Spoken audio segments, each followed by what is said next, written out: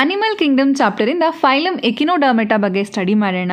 ಇದರ ಒಂದು body structure ಹೇಗಿರುತ್ತೆ, ಹಾಗೆ ಎಕಿನೋಡರ್ಮೆಟಾದು ಕ್ಯಾರೆಕ್ಟರಿಸ್ಟಿಕ್ಸ್ಗಳು ಏನೇನು ಅನ್ನೋದನ್ನೆಲ್ಲ ಡೀಟೇಲ್ಡ್ ಆಗಿ ಸ್ಟಡಿ ಮಾಡ್ತಾ ಹೋಗೋಣ. ನಾನು ಹೇಳೋದನ್ನೆಲ್ಲ ನೀವು 1 by 1 ನೋಟ್ ಮಾಡ್ಕೊತಾ ಹೋಗಿ.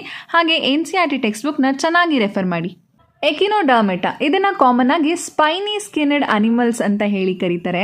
ಹ್ಯಾಬಿಟೇಟ್ ಅಂದರೆ ಈ ಆರ್ಗಾನಿಸಮ್ಸ್ಗಳು ಎಲ್ಲಿ ವಾಸ ಮಾಡುತ್ತೆ ಅಂತ ನೋಡೋದಾದರೆ ಎಕ್ಸ್ಕ್ಲೂಸಿವ್ಲಿ ಮರೈನ್ ಆಗಿರುತ್ತೆ, ಅಂದರೆ ಸೀ ವಾಟರಲ್ಲಿ ಮಾತ್ರ ಇರುತ್ತೆ. ಇದನ್ನು ಫ್ರೆಶ್ ವಾಟರಲ್ಲಾಗಲಿ ಅಥವಾ ಟೆರೆಸ್ಟ್ರಿಯಲ್ ಅಂದರೆ ಲ್ಯಾಂಡ್ ಮೇಲಾಗಲಿ ನೋಡೋದಕ್ಕೆ ಆಗೋದಿಲ್ಲ. ಇದು ಬರೀ ಸೀ ವಾಟರಲ್ಲಿ ಮಾತ್ರ ಇರುತ್ತೆ. ಬಾಡಿ ಫಾರ್ಮ್ಸ್ ಅಂದರೆ ಎಕಿನೋಡರ್ಮೆಟಾ ಆರ್ಗಾನಿಸಮ್ಸ್ಗಳು ಡಿಫರೆಂಟ್ ಶೇಪ್ ಅಥವಾ ಸ್ಟ್ರಕ್ಚರಲ್ಲಿ ಪ್ರೆಸೆಂಟ್ ಇರುತ್ತೆ.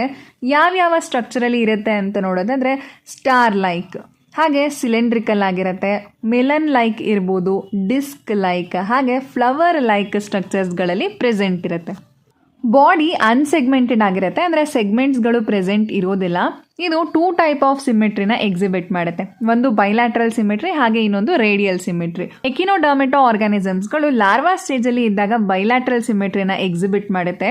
ಈ ಆರ್ಗಾನಿಸಮ್ಸ್ಗಳು ಅಡಲ್ಟ್ ಸ್ಟೇಜಿಗೆ ಬಂದಾಗ ರೇಡಿಯಲ್ ಸಿಮೆಟ್ರಿನ ಎಕ್ಸಿಬಿಟ್ ಮಾಡುತ್ತೆ.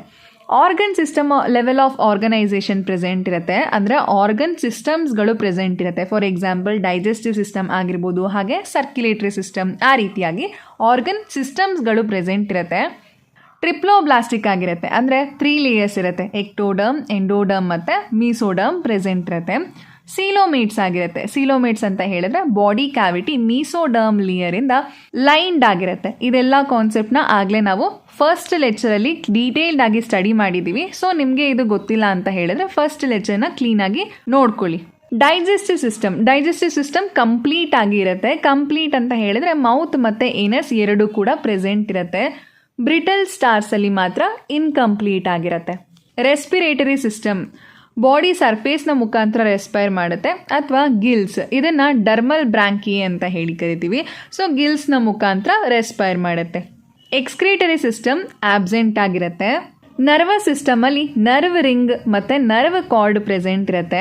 ಸರ್ಕ್ಯುಲೇಟರಿ ಸಿಸ್ಟಮ್ ಓಪನ್ ಟೈಪ್ ಆಗಿರುತ್ತೆ. ಓಪನ್ ಟೈಪ್ ಅಂತ ಹೇಳಿದ್ರೆ ಯಾವುದೇ ರೀತಿಯಾದ ಬ್ಲಡ್ ವೆಸಲ್ಸ್ಗಳು ಪ್ರೆಸೆಂಟ್ ಇರೋದಿಲ್ಲ. Reproductive system sexes are separate, ಅಂದರೆ ಮೇಲ್ ಮತ್ತು ಫಿಮೇಲ್ ಆರ್ಗಾನಿಸಮ್ ಎರಡು ಕೂಡ ಸಪ್ರೇಟ್ ಆಗಿ ಇರುತ್ತೆ. ಸೆಕ್ಷುಯಲ್ ರಿಪ್ರೊಡಕ್ಷನ್ನ ಎಕ್ಸಿಬಿಟ್ ಮಾಡುತ್ತೆ. ಇದರಲ್ಲಿ ಎಸೆಕ್ಷುಯಲ್ ರಿಪ್ರೊಡಕ್ಷನ್ ನಡೆಯೋದಿಲ್ಲ. ಫರ್ಟಿಲೈಸೇಷನ್ ಎಕ್ಸ್ಟರ್ನಲ್, ಅಂದರೆ ಬಾಡಿಯ ಹೊರಗಡೆ ಮೇಲ್ ಮತ್ತು ಫೀಮೇಲ್ ಗಾಮೆಟು ಫ್ಯೂಷನ್ ಆಗುತ್ತೆ. ಡೆವಲಪ್ಮೆಂಟ್ ಇಂಡೈರೆಕ್ಟ್, ಅಂದರೆ ಲಾರ್ವಾ ಸ್ಟೇಜ್ ಪ್ರೆಸೆಂಟ್ ಇರುತ್ತೆ. ಫ್ರೀ ಸ್ವಿಮ್ಮಿಂಗ್ ಲಾರ್ವಾ ಪ್ರೆಸೆಂಟ್ ಇರುತ್ತೆ.